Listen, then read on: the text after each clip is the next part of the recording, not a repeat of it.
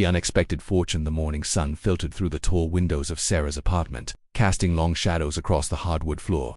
She sat at her kitchen table, staring at the engagement ring that had once sparkled with promise on her finger. Now it lay cold and lifeless beside her untouched coffee cup, a symbol of dreams that had crumbled overnight. 3 weeks ago her world had been perfect. Bradley Thompson, her fiancé of 2 years, was everything her family had hoped for. He came from old money, wore expensive suits, and spoke about their future with the confidence of a man who had never known uncertainty. Their wedding was planned for next month at the country club where her parents had been members for decades, but yesterday, everything changed. "I can't do this anymore," Sarah Bradley had said, his voice echoing in the empty ballroom where they were supposed to have their reception. "My father thinks you're not suitable for our family's image. Your background, your job at the community center. It's not what we need right now." The words had hit her like ice water. Not suitable. After 2 years of trying to fit into his world, of changing herself piece by piece, she still wasn't enough. The wedding invitations had already been sent. The deposits were paid, and now, she was alone with nothing but the bitter taste of rejection. Sarah picked up the ring and held it to the light. The diamond caught the morning sun, throwing tiny rainbows across the white walls. She thought about returning it, about facing Bradley's family one more time. The idea made her stomach turn. Instead, she slipped the ring into her purse and walked outside. The city was waking up around her. Street vendors were setting up their carts, and the familiar sounds of traffic and conversation filled the air. She walked without direction, letting her feet carry her wherever they wanted to go. The weight of her situation pressed down on her shoulders like a heavy coat. After an hour of walking, she found herself in front of City Hall. People streamed in and out of the building, carrying papers, looking official and important. She sat on the concrete steps and watched them, wondering what urgent business brought them here on a Tuesday morning. "Excuse me, are you okay?" Sarah looked up to see a man standing beside her. He was tall and lean, with kind brown eyes and clothes that had seen better days. His jeans were faded, his t-shirt was plain, and his sneakers looked like he'd walked many miles in them. But his smile was warm and genuine. "I'm fine," she said automatically, then shook her head. "Actually, no, I'm not fine at all." The stranger sat down beside her, keeping a respectful distance. "Sometimes it helps to talk to someone who doesn't know your story," he said quietly. "I'm Marcus, by the way. Marcus Chan, Sarah Williams." She studied his face, looking for any sign of judgment or pity. She found neither. "I was supposed to get married next month. Now I'm not, and I'm sitting on the steps of City Hall like some kind of lost person." Marcus nodded slowly. "That sounds incredibly difficult. I'm sorry you're going through this." There was something about his voice that made her want to keep talking. Maybe it was because he was a complete stranger, or maybe it was because he didn't try to fix everything with quick words of comfort. "The worst part," she continued, "is that I feel like I wasted 2 years of my life trying to become someone I'm not, and it still wasn't enough."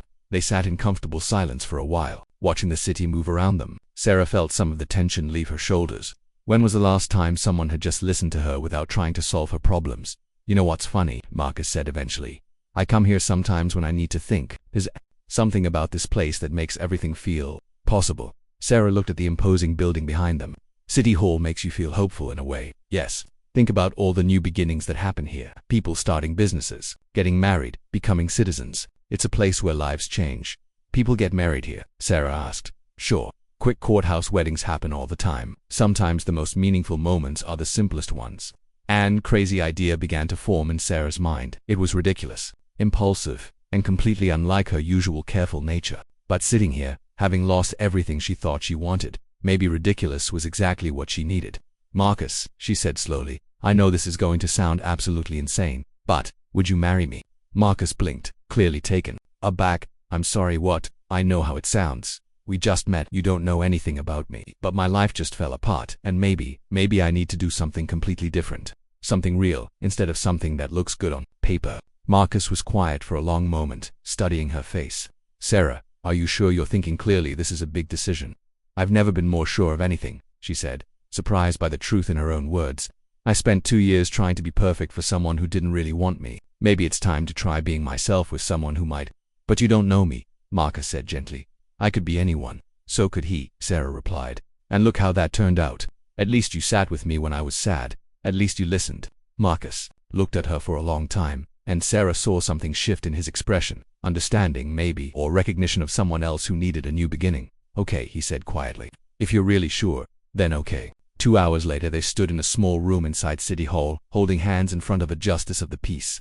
Sarah had called her sister Emma, who arrived breathless and confused but willing to be a witness. Marcus had called someone named David, who showed up in a suit that looked expensive but didn't ask any questions. Do you, Sarah Williams, take Marcus Chen to be your husband? Sarah looked into Marcus's eyes and saw kindness there, and honesty, and something that might have been hope. I do. Do you, Marcus Chen, take Sarah Williams to be your wife? I do, Marcus said, and his voice was steady and sure. They exchanged simple gold bands that they'd bought from a jewelry store down the street. When the justice of the peace pronounced them married, Marcus kissed her gently, and Sarah felt something she hadn't felt in months, peace. Afterward, they walked to a small cafe and shared coffee and pie, talking about their lives like old friends. Marcus told her he worked in real estate, that he'd grown up in the city, that he loved old movies and hiking.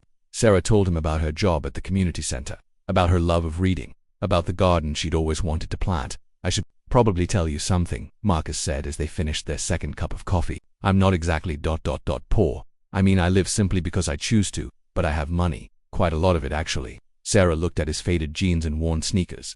You don't look like you have money. Marcus smiled. My grandfather started a real estate company. It did very well. I inherited it when he passed away last year.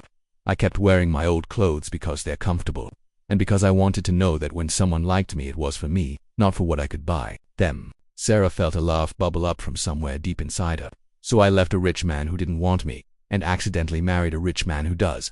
Life has a sense of humor sometimes, Marcus agreed. But as Sarah looked across the table at her new husband, she realized it wasn't about the money at all. It was about the way he'd sat with her when she was broken.